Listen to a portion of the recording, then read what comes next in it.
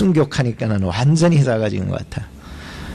주님을 따를 수 있는 여러분 되기를 주의 이름으로 축복합니다. 오늘 말씀은 정말 중요해요. 안 중요한 날은 없지만 오늘 정말로 우리가 주님을 따르기 위해서는 오늘 이 말씀을 꼭 들어야 돼요. 주님을 안 따르는 사람은 몰라도 내가 정말 주님을 한번 따라보겠다라고 생각하는 사람은 정말 오늘 이 말씀은 그 사람에게 강력한 하나님의 말씀으로 임하셔서 주님을 따를 수 있게끔 만들어 가실 것입니다. 성경에는 나오는 이야기는 아니지만 그런 얘기가 있어요. 예수님께서 12 제자를 뽑기 위해 가지고 한참 고민을 하시다가 신문에다가 광고를 냈대요. 성경에 없는 거예요. 신문에다 광고를 냈더니 사람들이 막 엄청 모인 거예요.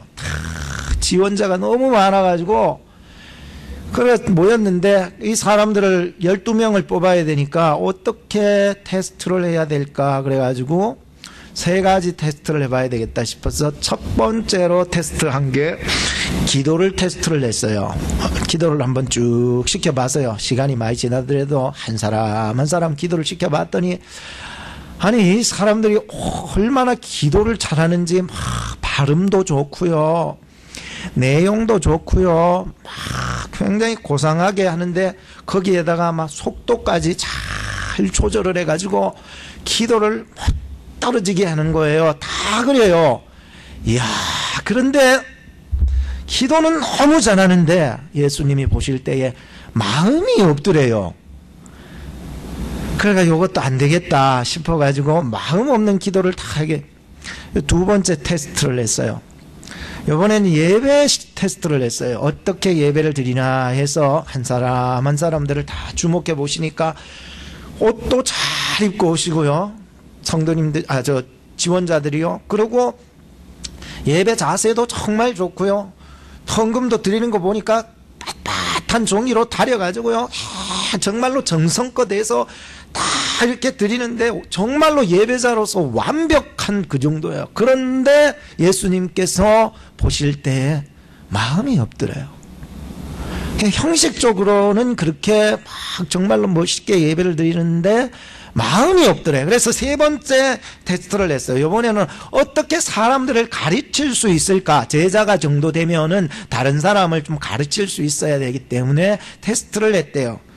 그래서 이 지원자들이 전부 다 하는데, 가르치는데 보니까 시청각 자료를 가져오고 어떤 사람은 막 비디오로 막 틀어가면서 하고 어떤 사람은 그룹으로 모여가지고 막 이렇게 연구하면서 막 서로 토의하고 막 너무너무 멋있게 이렇게 가르치는 거예요. 그런데 예수님이 보시니까 마음이 없는 거예요. 뭔가 열중하고 최선을 다해 나가려고 하는데 마음이 없더래요.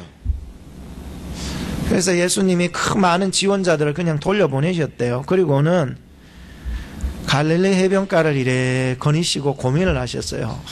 어떤 사람을 내가 뽑아야 될까 그 고민을 하는데 저 앞에 보니까는 어부들이 있는데 이 어부들이요 참 그물을 깁고 또 고기 잡는 그 모습을 멀뚱하게 보시니까 너무너무 마음을 다해서 정말 힘을 다해서 정성을 다해서 고기 잡는 거예요. 아하! 자기의 일에 저렇게 최선을 다하고 자기의 일에 저렇게 마음을 다하고 자기의 일에 저렇게 성실하게 감당하는 사람이라면 내가 가서 한번 불러봐야 되겠다. 저 사람들이 고기 낚는 사람이라면 나를 따르라, 사람을 낚는 주의 제자로 내가 부르면 되겠다 싶어서 그 제자들에게, 그 어부들에게 찾아가가지고 너희들 나를 따라오너라, 너희들이 이제 고기 잡는 그런 어부가 아니라 사람 낚는 어부 되라 라고 했더니 그 어부들이요 그물을 내려놓고 배를 버려두고 예수님을 쫓아갔던 거예요. 오늘 우리가 예수님을 따를 때예요. 그냥 멀뚱하게 앉아있는 게 중요한 게 아니고 우리의 마음과 뜻과 힘을 다하여서 더해서 목숨을 다해서 주님을 따라갈 수 있는 여러분들이 되기를 주의 이름으로 축복하는 것입니다. 오늘 이 말씀을 보면서 참 예수님께서 마지막으로 제자들과 교제했던 시간이에요. 여러분들 누구하고 어떻게 만났다가 이제 마지막으로 교제하고 얘기 나눌 때는 어떠세요? 정말로 좀 진지하지 않나요? 근데 예수님은 지금 예수님과 제자들이 마지막으로 몇 번째, 성경을 잘 읽었던 분은 기억하는데 세 번째 마지막으로 제자들과 만나 주셨어요. 이 세 번째 제자들과의 만남 속에서 우리가 예수님의 제자로 어떻게 살아가야 되는지를 잘 가르쳐 주셨어요. 오늘 이 말씀을 들어보면서 여러분들이나 저나 올바른 제자로서의 자세들을 좀 갖추었으면 좋겠다는 생각을 가져보게 합니다. 오늘 말씀 전개될 것은 세 가지입니다. 하나는 얘들아 너희에게 고기가 있느냐?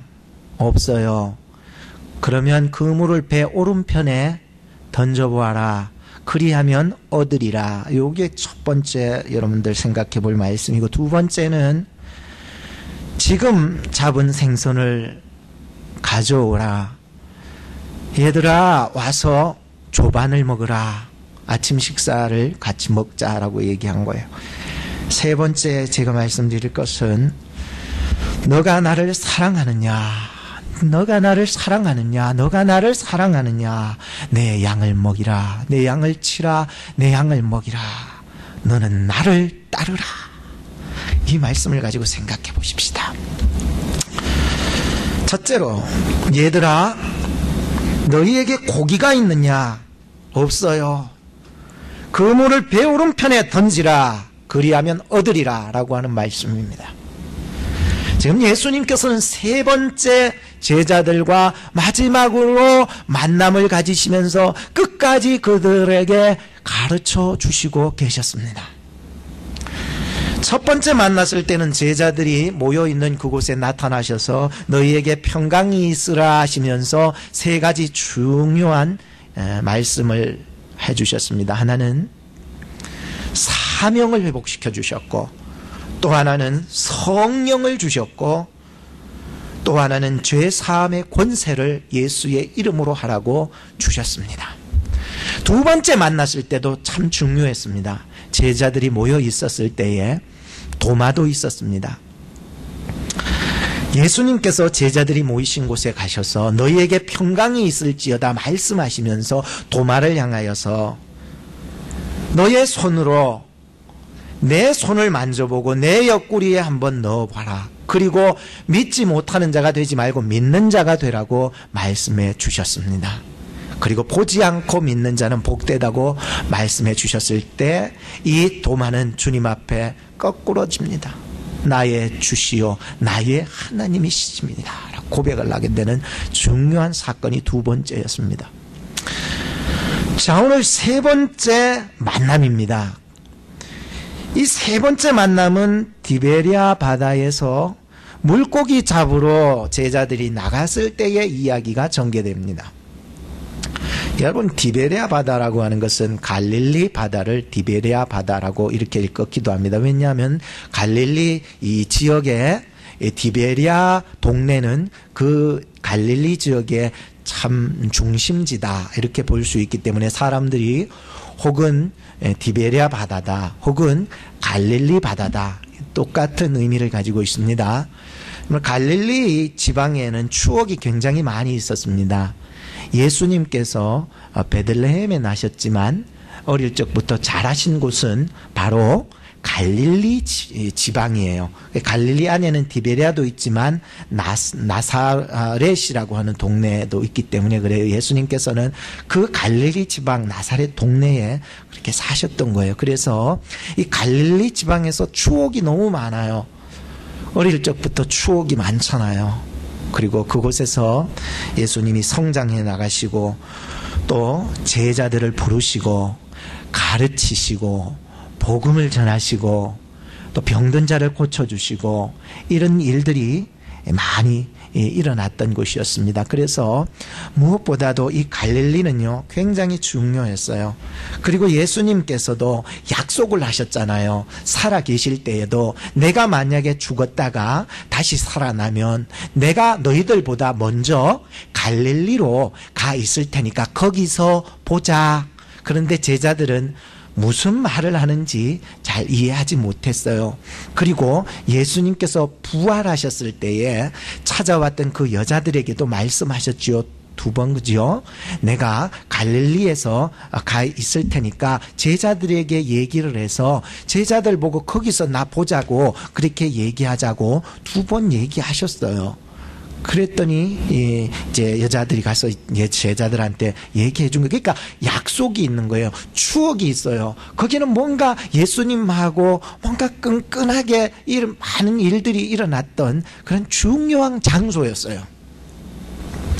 그런데 이 갈릴리는요 지역적으로 살펴볼 필요가 있었어요.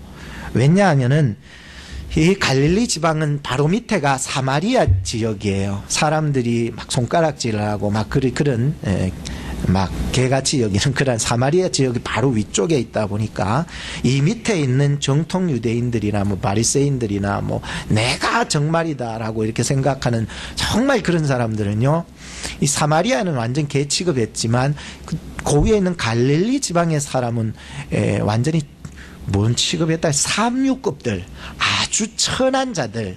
거기서 뭐 위대한 게 나겠느냐? 아예 뭐 그런 데서 뭐 서울대학을 붙고 그런 데서 뭐 예일대학을 가고 그런 곳에서 무슨 하버드 대학을 갈 수 있는 사람이 나겠느냐? 그렇게 초라하게 사람들이 얘기했던 지방이 바로 갈릴리 지방이었어요. 그래서 사람들이 그런 말을 했잖아요. 갈릴리에서 무슨 선한 것이 나겠느냐 기억하십니까? 또 어떤 사람은 너도 갈릴리에서 왔느냐 아주 하찮게 여기는 사람 볼 때에 너도 갈릴리에서 왔느냐 이렇게 얘기하잖아요. 또 성경에 보면 갈릴리는 선지자가 나지 못하는 곳이다라고 얘기를 했던 거예요. 그러니까 이 갈릴리 지역은 세상 사람들이 보기에는 굉장히 후진 동네고 굉장히 막 삼류급들이고 너무 초라하고 막 그런 사람들이나 사는 곳이다라고 그렇게 보게 되는 것입니다. 그런데 사람들이 볼 때에는 그렇게 초라해 보이고 그렇게 후미진 것으로 보였을지라도 하나님이 보실 때에는 그곳에 예수님께서 성장해 나가시게 하셨고 예수님께서 사역하시기에 가장 최고의 장소였다는 거예요. 아십니까? 우리는 신앙생활하면서 환경이 열악해서 나 예수 못 믿겠네라는 사람이 있어요. 어떤 사람은 상황이 안 좋아서 나 예수 못 믿겠다고 말하는 사람이 있는데 전 그런 사람 보면 그런 마음이 들어요. 환경이 열악해서 그런 게 아니라 마음이 열악해서 그런 거예요. 상황이 안 좋아서 그런 게 아니라 예수 못 믿는 게 아니라 내 마음 상태가 안 좋아서 예수님을 못 믿는 거지. 믿으십니까? 이제 제자들이 거기에 이 디베라 바다에 고기를 잡으러 갔는데 몇 명이 갔느냐? 7명이 갔습니다. 베드로가 갔고 도마, 나다나엘, 세베대의 아들들. 그의 어머니가 뭐 하나는 좌의정 시켜주시고 하나는 우의정 시켜달라고 그렇게 얘기했던 그 어머니의 아들들, 세베대의 아들들 야고보와 요한이에요. 그리고 제자 2명인데 아무래도 빌립과 안드레가 아닐까 추측을 해봅니다. 그래서 이 7명이 고기를 잡으러 갑니다. 근데 처음부터 함께 가자라고 한 건 아니고 베드로가 처음에 바람을 일으킨 거예요. 야, 안 되겠다. 이 갈릴리에서 우리가 그냥 심심하게 그냥 예수님을 기다릴 게 아니라 이거 나는 고기나 잡으러 갈란다. 왜? 자기가 그 재밌거든. 여러분 고기 잡는 그 재미 아시죠? 근데 이 사람들은 특별히 어부들이기 때문에 고기 잡는 거 너무 좋아요. 그거 얻는 기쁨요. 너무 좋잖아요. 알죠? 고기 잡는 기분. 한번 잡아보니까 또 잡고 싶지 않아요? 고기 잡는 기분 말이에요. 재미있어요. 얻는 획득이 너무 좋아요. 그래서 베드로가 먼저 말합니다. 나 물고기 잡으러 가련다 라고 하니까 나머지 6명의 제자 우리도 같이 가요 하면서 같이 따라가서 이제 고기를 잡게 되는 얘기가 나온 것입니다. 근데 성경을 보면서 깜짝 놀랐습니다. 고기 잡는 재미에 너무 빠져 있으니까 저 멀리서 인기척이 나고 있는 한 사람이 나타났는데도 예수님 오셨는데 인기척이 나고 있는데도 예수신 줄을 알지 못했다는 거예요. 그냥 어디 뭐 사람이 하나 서 있나 그래 생각했지 예수신 줄을 알지 못했던 거예요. 예수님께서 고기잡이에 빠져 있는 그들에게 말씀하셨습니다. 얘들아, 어른들 아니에요. 얘들아, 아이들아 라고 하는 거예요. 고기 잡았느냐? 아니요, 한 마리도 못 잡았어요. 그러면 네 그물을 오른편에 한번 던져봐라. 그래, 그물을 들어서 오른편에 확 던졌어. 근데 놀라운 것은 오른편에 던졌더니 엄청나게 많은 큰 고기들을 잡게 되었다는 얘기가 나옵니다. 저는 이 말씀을 보면서 참 제자들이요 나이가요 뭐 10대 20대가 아니잖아요. 나이 먹을 대로 먹은 사람들이에요. 그런데 예수님이 보실 때에는 얘들아 라고 하는 것을 보니까 나이 먹어도 애들이 있습니다. 그저 예수님만 눈에 안 비면 딴짓거리 하고 싶고 예수님만 이렇게 고개 돌리시면 꼭 내 맘대로 하고 싶고요. 막 딴짓하고 말이에요. 참 그런 게 있어요. 참 애들 같아요. 우리는 어른이 돼도 뭐 좀 깼다고 해도 가만 예수님이 보실 때에는 다 하나 같은 애들이에요. 그냥 내가 옛날에 하던 습성대로 그냥 살아가려고 그러고 옛날에 재밌던 그거 자꾸 하려고 그러고 좀만 좀 기다려주지 그걸 못하다 보니까 이제 나 고기 잡으러 갈란다 해가지고 막 자기 재미대로 그냥 다 하는 거예요. 저는 이걸 보면서 주여 내 속에도 어린아이 저 기질이 있지 않나요? 좀 더 참지 못하고 좀 더 주님을 기다려주지 못하고 그랬던 어린아이 저 기질이 있지 않나요? 좀 더 단단한 거 먹으라고 음식을 줬더니 그거 먹지 못하고 나는 나이가 먹어도 나는 단단한 거 못 먹어. 쭈쭈 줘 쭈쭈. 엄마 젖만 먹을 거야. 엄마 나 얼굴 씻어줘. 엄마 나 재워줘. 엄마 내가 좋아하는 것만 해줘. 아직 여러분들이 연세를 들여서도 여러분들 속에 이런 어린 나이적 기질 잠깐만 눈만 돌리면은 내가 하고 싶은 대로 하려고 내 뜻대로 살아가려고 그렇게 하려고 하는 여러분들의 아주 어린 나이적인 기질이 있지 않냐는 거예요. 예수님께서는 이 고기 잡으러 가 재미를 보는 그 제자들을 사람 먹는 어부 만드시려고 지금 이 사건 속에 들어오시고 계셨습니다. 또 하나 말씀을 보겠습니다. 7절에서 14절 말씀을 보니까 지금 잡은 생선을 좀 가져오라. 와서 조반을 먹으라 라고 하는 말씀에서 큰 교훈이 있습니다. 예수님을 가장 먼저 알아본 제자가 있었습니다. 그래도 고기 잡는 재미에 그런 와중에도 가장 민감하고 가장 예리하고 좀 이런 한 사람의 제자가 있었으니 그는 사랑하는 제자 즉 요한이었습니다.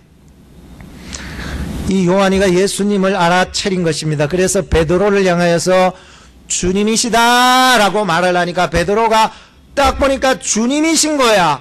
그래가지고 고기 잡을 땐 벗어놓고 고기 잡는데 이제 옷을 윗도리를 딱 챙겨서 끈을 싹 맸습니다. 대충 맸습니다. 메고는 바다로 뛰어든 것입니다.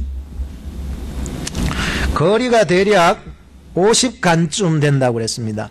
얼마 정도 됐냐면은 50간이면은 90m가 되는 것입니다. 100m 뛰어봤죠. 그 한 100m 정도라고 볼 때 하여튼 이 90m 정도의 거리에 두고서 베드로가 바다로 뛰어든 것입니다. 뛰어들어서 바다 위를 걸어갔는지 헤엄쳐 갔는지 모르겠지만 그건 기록이 안 돼 있지만 여하튼 바다 위를 뛰어내린 것입니다. 그리고서 바다를 건너서 예수님께 갔습니다. 나 전 베드로의 성질을 보면서 이게 베드로구나. 맞네. 안 변하네. 이게 야생마네. 물불 안 가려요. 예수님 캐버리면은요 물불을 안 가려요. 예수님 한마디면은 칼을 빼서 말고의 기도 쳐버리는 거야. 예수님 하면은요 나 죽을지언정 내가 뛰어들겠다라고 하는 베드로의 그 기질, 근성, 야생마예요. 근데요 저는 베드로가요 이런 어떤 와일드한 모습만 보여진 것이 아니라 바로 이런 사람이 온유한 자라고 하는 것을 알았습니다. 목사님 온유한 거는 그냥 착하고 그냥 가만히 있고 그게 온유한 게 아닙니까? 아니더라 말이죠. 온유한다라는 그 말은요 야생마가 있는데 이 조련사가 훈련을 잘 시켜서 이제 순종할 준비가 되어 있는 상태, 요게 온유라는 뜻입니다.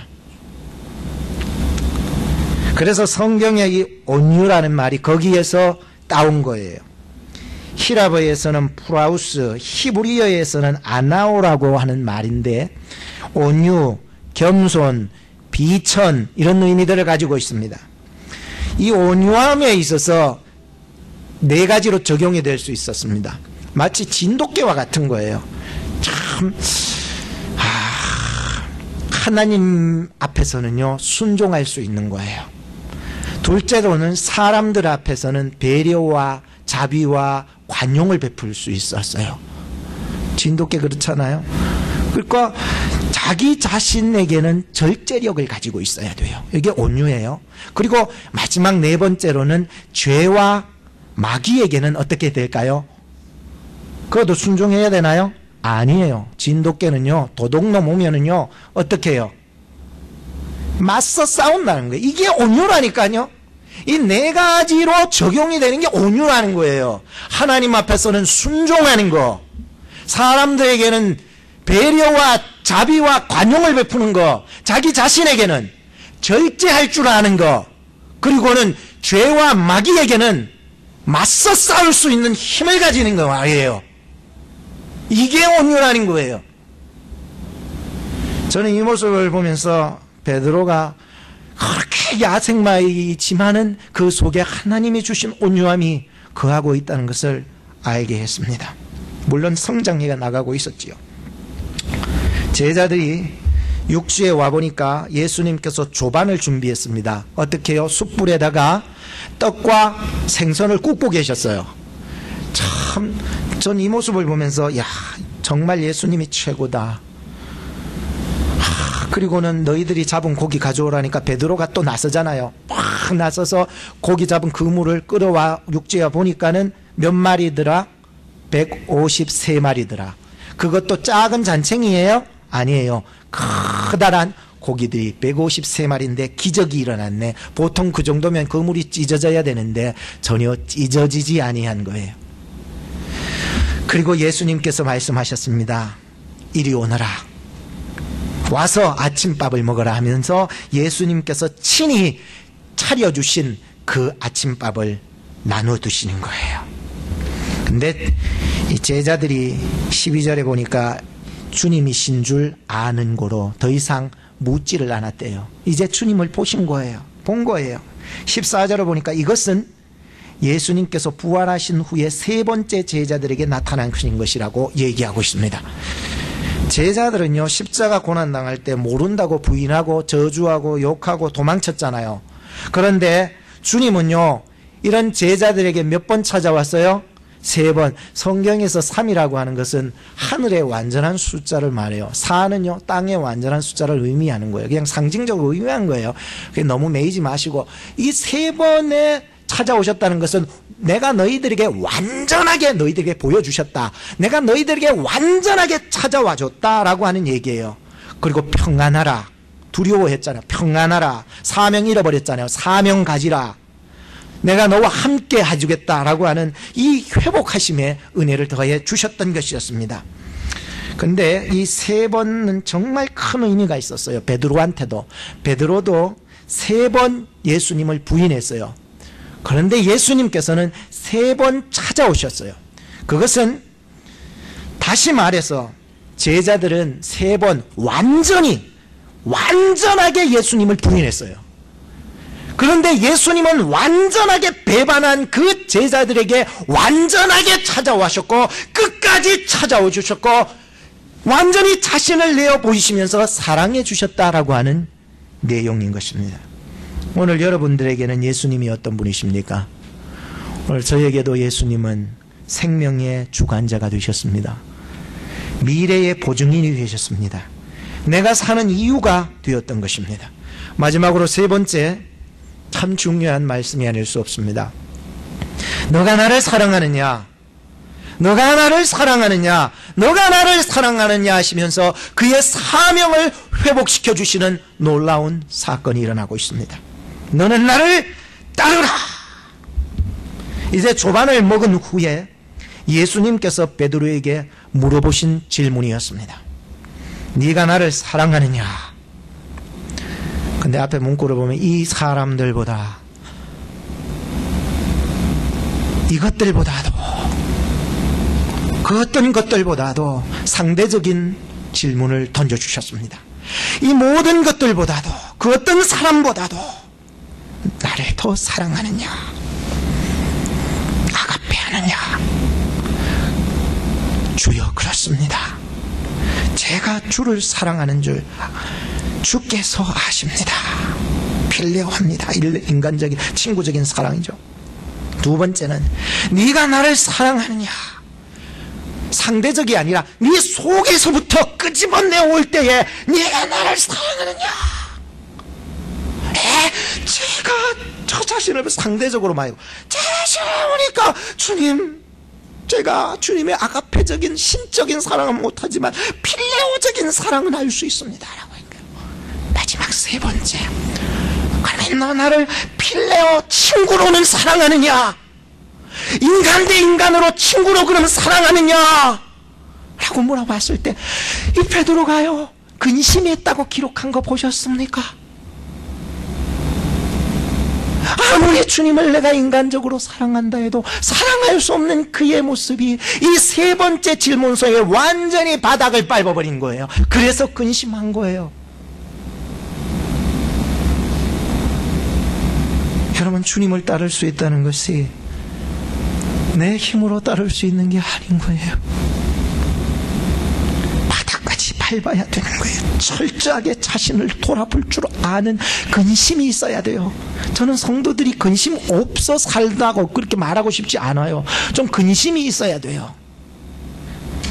베드로는 근심이 있었는데 고린도 후서 7장 10절에 보면 세상이 주는 근심이 있으니 그 근심은 사망을 가져오게 하지만 구원에 이르는 근심이 있게 하는 것은 우리로 하여금 나 자신을 돌이켜보게 해서 회개에 이르게 하는 하나님의 뜻을 따라 나를 구원하게 하시는 근심이라고 기록하고 있습니다.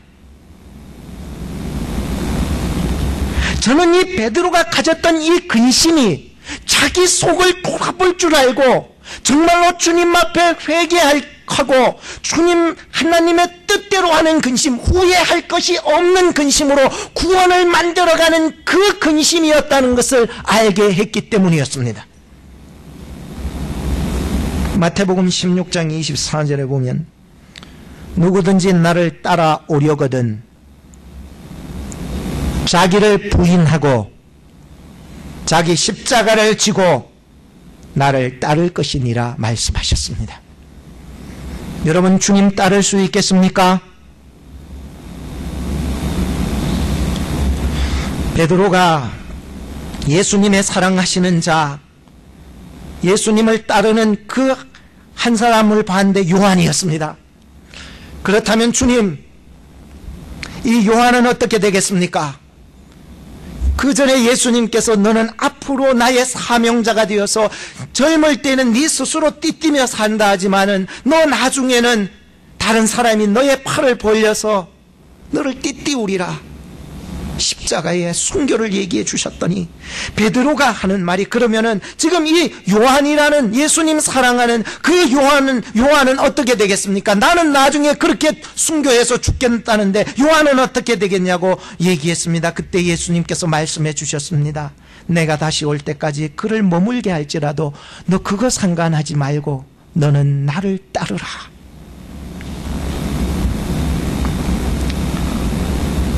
오늘 하나님께서 우리에게 주신 5달란트, 2달란트, 1달란트, 주님 내게 맡겨주신 분량, 주님 앞에 착하고 충성된 종으로 감당할 수 있게 하여 주시옵소서. 이 시간 우리 말씀을 생각하면서 기도했으면 좋겠습니다.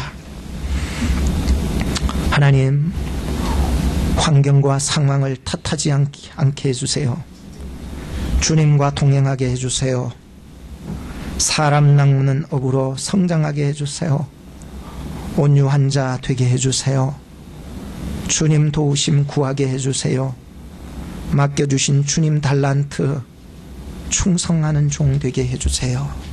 우리 같이 기도 제목을 여러분들 마음속에 품고 기도하십시오.